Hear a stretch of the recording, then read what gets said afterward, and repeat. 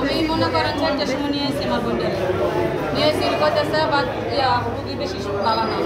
caesar লাগবে আর আমি কইছি সিজার লাগে সিজারই করাম কইছে ব্রণস শো দিতাম শোও দিছি